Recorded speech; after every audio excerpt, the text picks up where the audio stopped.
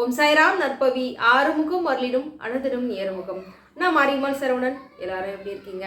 முருகப்பெருமானோட அருளால பரிபூர்ண நிம்மதி சந்தோஷத்தோட இருக்கணும் அப்படின்னு சொல்லி முருகனை நானும் வேண்டிக்கிறேங்க.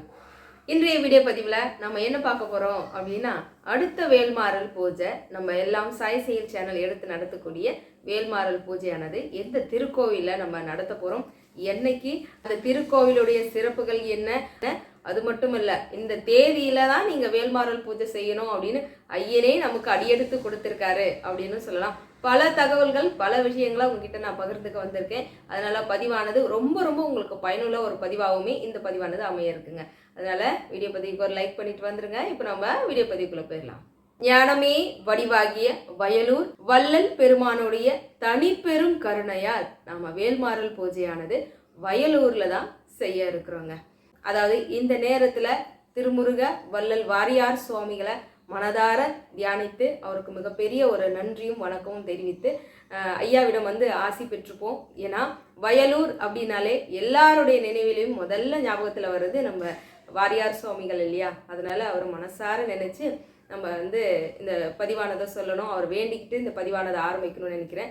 ஏன்னா வயலூர்ல நம்ம பூஜை செய்யணும்னும் போதே நமக்கு குரு அருள் நிச்சயமா வேணும். குரு அருள் இருந்தாதான் நமக்கு முருகனுடைய அருள் நமக்கு கிடைக்கும்ன்றதுனால இந்த வேல்மாறல் மகா மந்திரமானது எல்லா மக்களும் ஒன்று சேர்ந்து பாராயணம் செய்து எம்பெருமான் வயலூர் வற்றாத தனிப்பெரும் கருணை கொண்ட வயலூர் எம்பெருமான் வருகின்ற மக்கள் எல்லாருக்கும் முருகனுடைய அருள் பரிபூர்ணமா கிடைக்கணும் அப்படின்னு சொல்லி கிருபானந்த வாரியார மனசார நினைச்சுக்கிட்டு நம்ம பதிவுக்குள்ள போயிடுவோம். அதாவது நம்ம எல்லாம் சாய் செயல் சேனல் எடுத்து நடத்தக்கூடிய 13வது வேல்மாறல் பூஜையானது எங்க நடைபெற போகுது அப்படின்றதும் எல்லாருக்கும் தெரிஞ்சிருக்கும். குமார வயலூர் என சொல்லக்கூடிய வயலூர்ல தான், திருச்சி வயலூர்ல தான் நம்ம வேல்மாறல் பூஜை செய்ய இருக்கிறோம். வயலூர் அப்படின்றதுமே பல பேருக்கு வாரியார் சுவாமிகளை நினைவில் வந்தாலும் அடுத்தபடியாக இப்ப எல்லோரும் திருப்புகழ்ன்ற மிகப்பெரிய மந்திரத்தை பாராயணம் செய்துட்டு இருக்கோம். அதனால வயலூர் என்றதுமே நம்ம எல்லோருக்கும் அருணகிரிநாதரும் நினைவுல வருவார். ஏன்னா அருணகிரிநாதருக்கு ஞானம் கொடுத்த ஒரு திருத்தலம் அப்படின்னா நம்ம வயலூர் தலத்தில் சொல்லலாம். அதே அருணகிரிநாதர் சொல்றாரு, முருகனுக்கு பிடித்த தலங்கள் 2 உண்டா. ஆமாங்க, முருகனுக்கு ரொம்ப ரொம்ப பிடிச்ச தலம் அப்படின்னா 2 தலமா. அதில் ஒன்று திருச்செங்கோடு, 2வது தான் குமார வயலூர் எனக்கூடிய வயலூருங்க. எதனால வயலூர் அப்படின்ற பெயர் வந்துச்சு அப்படின்னா, அங்க ரொம்ப வயல்கள் சூழ்ந்து இருக்கிறதுனாலதான் வயலூர்ன்ற பெயரும் வந்துச்சு இருக்கு. இதுல இன்னொரு விஷயம் தெரியுமா, எல்லாரும் வயலூர் அப்படின்றது முருகப்பெருமானுடைய திருக்கோவில்ன்றத எல்லாருடைய மனசுல பதிஞ்சு போன ஒரு விஷயமா இருக்கும். ஆனா ஆதி முதல்ல இருந்தே இருந்த கோவில் அப்படின்னா அது ஈஸ்வரன், அதாவது ஆதிநாதரா எம்பெருமான் ஈசனுக்கே உரிதான ஒரு திருக்கோவில் தான் சோழர்கள் மன்னத்துல கட்டப்பட்ட ஒரு கோவில் அப்படின்னு சொல்லலாங்க. அதாவது ஆதிநாதரா ஈஸ்வர எம்பெருமானும் ஆதி நாயகியா அம்பாலும் காட்சி கொடுக்குறாங்க. அதாவது அம்மையப்பனை வணங்கிய பிறகே மற்ற தெய்வங்களை வழிபாடு செய்யணும் அப்படின்றதுக்கு சாட்சியாகவே நம்ம ஈசனை வழிபாட்டு பிறகுதான் நம்ம வயலூர் முருகப்பெருமான் சுப்பிரமணியரை நம்ம வழிபாடு செய்யணும். அதுலயும் ரொம்ப விசேஷமா அங்க பொய்யா கணபதி அப்படின்னு விநாயக பெருமான் இருக்கார். அவருக்கு அதான் அருணகிரிநாதர் முதல்ல திருப்புகழ்ல முதல் பாடலா கைத்தல நிறைக்கனி அப்பமோட அவள் பொறின்ற பாடல விநாயக பெருமான் பொய்யா கணபதி நினைச்சு பாடப்பட்ட பாடல் தாங்க இது. அதாவது திருப்புகழ்ல வரக்கூடிய 2வது பாடல் அப்படின்னு சொல்லலாம். ஆனா இதுக்கப்புறம் தான் பல இடங்கள்ல நம்ம அருணகிரிநாதர் பல தலங்கள்ல போய் திருப்புகழ் பாடியிருப்பாரு. அதாவது பல இடங்கள்ல முருகப்பெருமான் தனியாக இருந்து சிவபெருமானை வழிபட்ட தலம் அப்படின்னு நம்ம பல இடங்கள்ல சொல்லுவோம். அது திருச்செந்தூரும் ஒன்று இல்லையா. ஆனா இங்க என்ன இருந்தது, அதாவது வயலூர்ல என்ன விசேஷம் தெரியுமா, வள்ளி தெய்வானியோட முருகப்பெருமான் அதாவது குடும்ப சம்பேதரா போய் அழகா தன் தாய் தந்தையரா இருக்கக்கூடிய ஈசனை வழிபட்டிருக்காங்க அப்படின்றது ரொம்ப விசேஷம். அதனால கணவன் மனைவி ஒன்று சேர்ந்து சந்தோஷமா வாழும், நல்ல வரன் அமையணும், திருமண வரங்கள் கை கொடணும் அப்படின்னாலும் சரிங்க, வயலூர்ல ஒரு நாள் தங்கி அங்க இருக்கக்கூடிய சக்தி தீர்த்தம் இந்த நீராடி எம்பெருமான் ஈசனை வழிபட்டு அதுக்கப்புறம் முருகப்பெருமானை வழிபட்டோம் அப்படின்னா கண்டிப்பா நல்ல வரன் அமையும், திருமண வரங்கள் கை கொடும் அப்படின்றத ஐதீகம். சக்தி தீர்த்தம் அப்படின்னு சொன்னேன் இல்லையா, அதாவது இந்த தீர்த்தமானது முருகப்பெருமானோட வேல்பட்டு தோண்டப்பட்ட குளம் அப்படின்னு கூட சொல்லலாம். அதாவது முருகனுடைய வேல்பட்டு அங்க குளமானது உருவானது அப்படின்னா 2 இடங்கள் சொல்லுவாங்க. ஒன்று திருச்செந்தூர், மற்றொன்று வயலூருங்க. அவ்வளவு சிறப்பு வாய்ந்த ஒரு தீர்த்தம் அப்படின்னா சக்தி தீர்த்தம் சொல்லலாம். அருணகிரிநாதர் முருகனுக்கு பிடித்த 2 தலங்கள் உண்டு. அப்படின்னு சொல்லியிருக்காரு. ஆமாங்க, முருகனுக்கு பிடித்த தலங்கள் அப்படின்னா ஒன்று திருச்செங்கோடு, மற்றொன்று வயலூர். அப்பேற்பட்ட வயலூர்ல தான் நம்ம வேல்மாறல் பூஜையானது செய்ய இருக்கிறோம். பல சகோதரிகள் வந்து என்னிடம் கேட்டுட்டே இருப்பாங்க, அதாவது திருச்சியில வயலூர்ல வந்து வேல்மாறல் பூஜை எப்ப செய்ய போறீங்க அப்படின்னு பல பேர் கேட்டுட்டே இருப்பாங்க. அவங்க எல்லாருக்கும் மிகப்பெரிய ஒரு சந்தோஷத்தை கொடுக்கும் அப்படின்ற ஒரு நம்பிக்கை எனக்கு இருக்கு. இந்த பதிவு பார்க்குறவங்க கண்டிப்பா எல்லாருக்கும் வந்து ஷேர் பண்ணுங்க, சொல்லுங்க நம்ம வயலூர்ல தான் வேல்மாறல் பூஜையானது நடக்க இருக்கு அப்படின்னு. சரி, என்னைக்கு நடக்க போகுது வேல்மாறல் பூஜை, என்னைக்கு நடக்க போகுது, இந்த தேதியானதை உங்களுக்கு சொல்றேன். இந்த தேதி முருகன் கொடுத்த தேதி அப்படின்னா ரொம்ப அசந்து போவீங்க. அவங்க மிகப்பெரிய ஒரு அற்புதமே நிகழ்த்தியிருக்காரு முருகப்பெருமான், அதை நான் கண்டிப்பா சொல்றேன். அதற்கு முன்பு வந்து அடுத்த மாதம், அதாவது ஜூலைல தான் நம்ம வேல்மாறல் பூஜை செய்ய இருக்கிறோம். கண்டிப்பா அது ஞாயிற்றுக்கிழமையில தான்.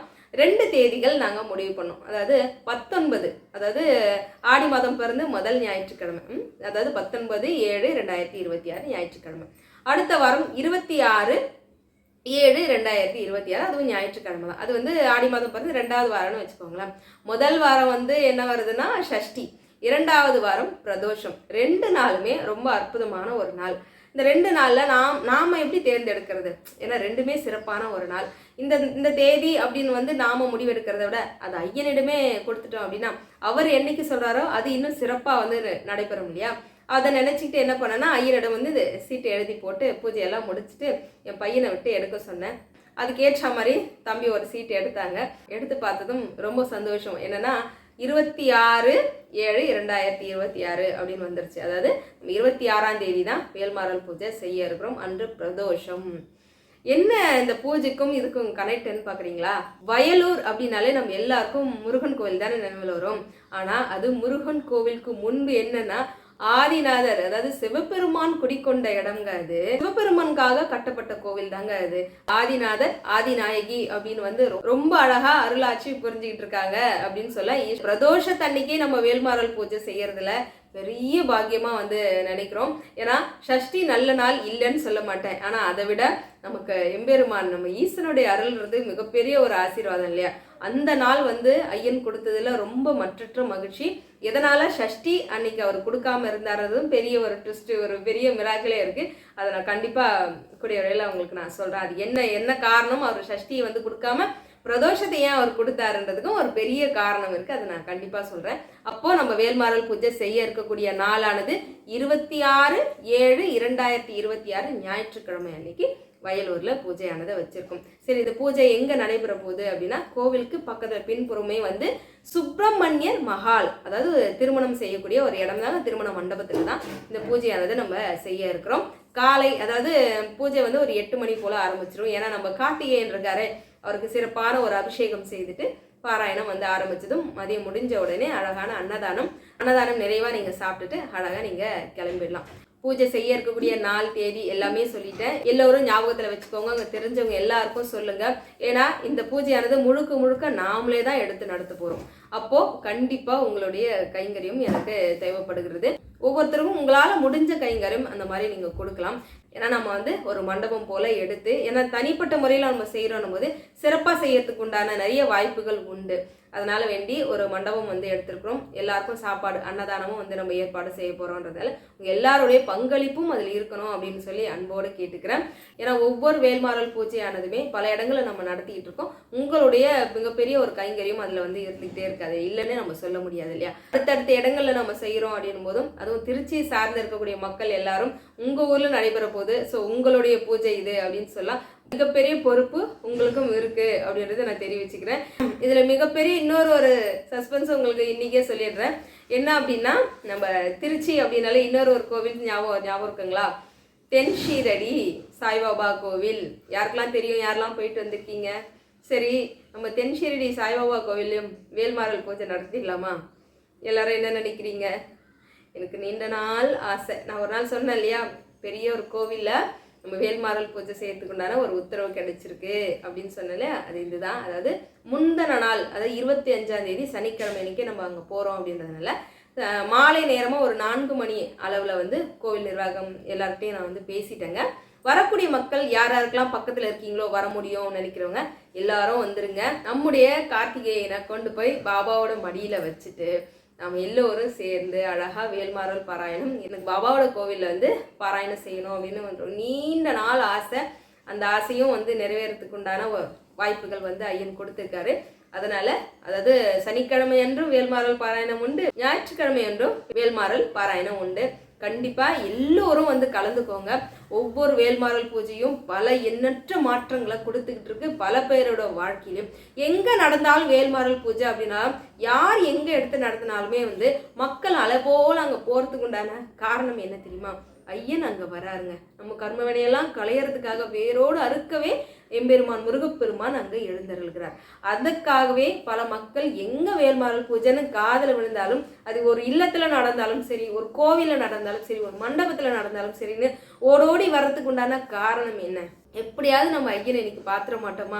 ஐயன் நம்மளுடைய குறைகளெல்லாம் தீர்த்திட மாட்டாரா? அவரோட திருப்பாதங்களை பார்த்துட மாட்டோமா? அப்படின்ற பல பேருடைய எண்ணங்களோட ஓடி வரீங்களே, நிச்சயமா உங்க எண்ணங்கள் அனைத்தும் ஈடேறும்.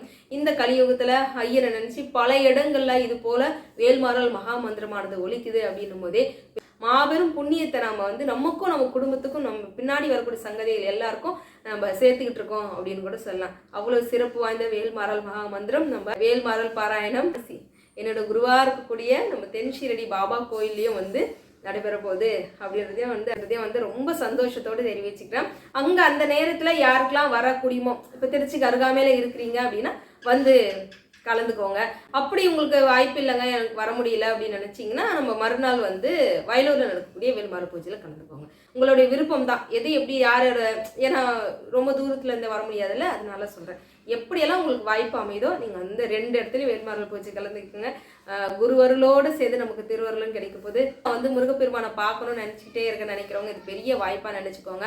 ஏன்னா நல்லபடியாக வரம் அமைஞ்சு திருமணம் வரம் வந்து கை கூடணும் அப்படின்னு நினச்சாலும் சரி, குழந்தை பாக்கியம் வந்து கிடைக்கணும் அப்படின்னு நினச்சாலும் சரி, குழந்தைங்களுக்கு நிறைய பேருக்கு வந்து சரியா பேச்சு வர மாட்டேங்குது, என் குழந்தை வந்து மந்தமாகவே இருக்குது, சரியான பேச்சாற்றல் இல்லை, நல்ல ஞாபக சக்தி இல்லை, நல்லா படிக்கணும்னு நினைக்கிறவங்க எல்லாருமே வயலூருக்கு வரலாம். ஏன்னா ஞானத்தை தரக்கூடிய திருக்கோவில் நம்ம பழனி ஞான தண்டாயுத பாணின்னு சொல்லுவாங்க. அதுக்கு அடுத்தபடியா யாரு அப்படின்னா வற்றாத தனிப்பெரும் கருணை கொண்ட வயலூர் எம்பெருமான் தான். ஞானமே வடிவாகிய அப்படின்னு வாரியார சுவாமிகள் முதல் வரி எடுப்பார்ல, அந்த ஞானத்தை யார் எப்படி கொடுக்குறாரு?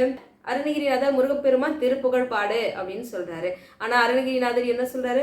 பாடறியேன் படிப்பறியேன், என்ன போய் திருப்புகழ் பாட சொல்றீங்களே முருகா அப்படின்றாரு. அப்போ முருகப்பெருமானுடைய வேல் கொண்டு அவருடைய நாக்குல ஓம் என்ற பிரணவ மந்திரத்தை எழுதுறாரு.